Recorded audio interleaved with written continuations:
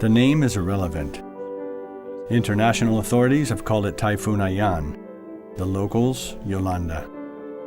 In any case, it is miraculous to be alive and tell the story. Although upon waking from your worst nightmare, you find yourself in the place where you were born and raised, not to seem like anything you know.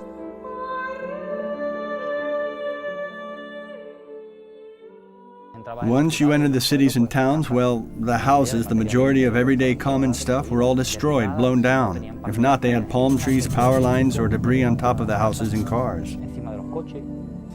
If this ever happened to me, I'd be crying for 3 months, even if it was half of it.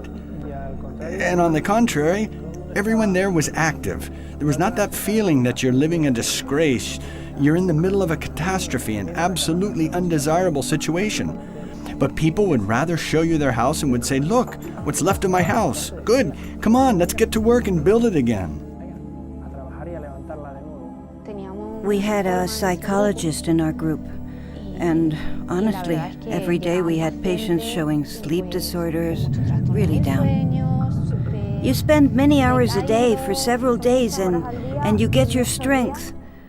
I usually sleep a lot and I don't know where I got it. Sleeping 5 hours, 6 hours a day at most.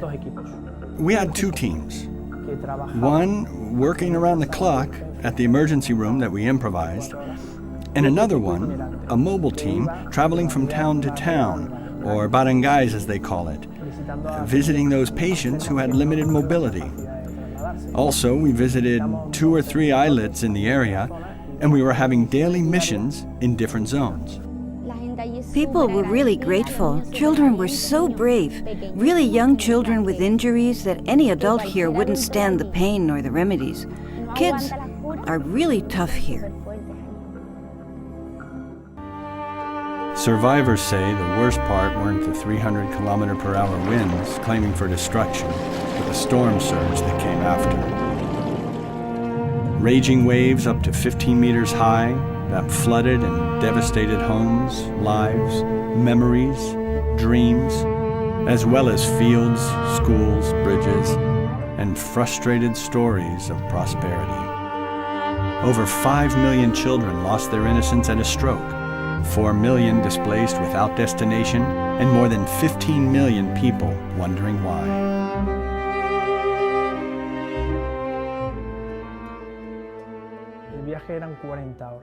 The journey took 40 hours, so the first thing we did was to rest. That being done, simultaneously we contacted the local government and put ourselves at their disposal, and the health department, which were the ones managing the volunteers, and to let them know our capabilities. We were an emergency health group consisting of a medic, 2 nurses, and 2 logistic managers, as an establishing commission for further teams that would join us in the near future. We came across people that were like, no, it's just that I have this thing and I want to know what to do. Don't worry, we're going to take care of you, we can treat you. No, it's just that I don't have money, really. Don't worry, it's for free, we're doing it as volunteers. Oh, great. In some cases, for example, a couple of them had to be referred to a hospital, not because they presented serious injuries, but because they needed one. But like, yeah, thank you.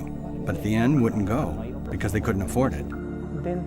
At our base, we had a command post, a small office with all the relevant information regarding the area,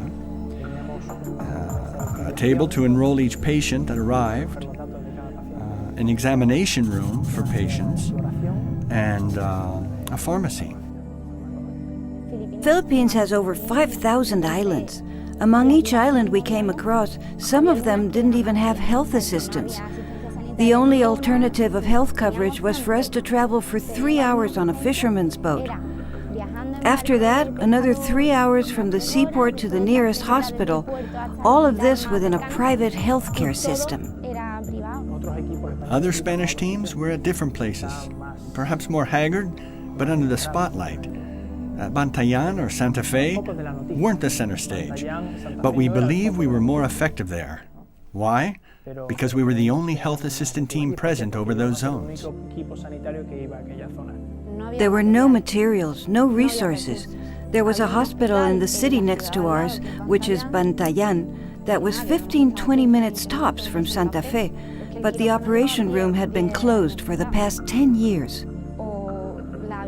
The rooms were one for women, one for men, each with 4 beds and 1 IV stand. The fact of having SAMU at Gelbez and a project in collaboration with the town council is a way to be present at a situation so difficult and painful for the citizens of the Philippines. A part of Gelbez, being SAMU there, is perfectly represented in the Philippines. And that too, I think, is not something everyone has the possibility to say. The people of Gelbez can proudly say Gelbez is in the Philippines through SAMU and the SAMU Foundation. Breathing masks, nasal prongs, endotracheal tubes, syringes, clamps, gauze, razor blades, IV solutions, isothermal blankets, aspiration cannulas, oxygen tanks, ventilation bags, folic acid, morphine, acetaminophen, ibuprofen, epinephrine. After the typhoon left, up to 97% massive destruction, basic medical equipment became something rare, and receiving medical care even more miraculous. In just 2 months, the 4 advanced life support units of SAMU Foundation performed over 3,300 assistances at the Bantayan Island in the north of Cebu, Philippines. And this is only part of the story. There's much that remains to be done.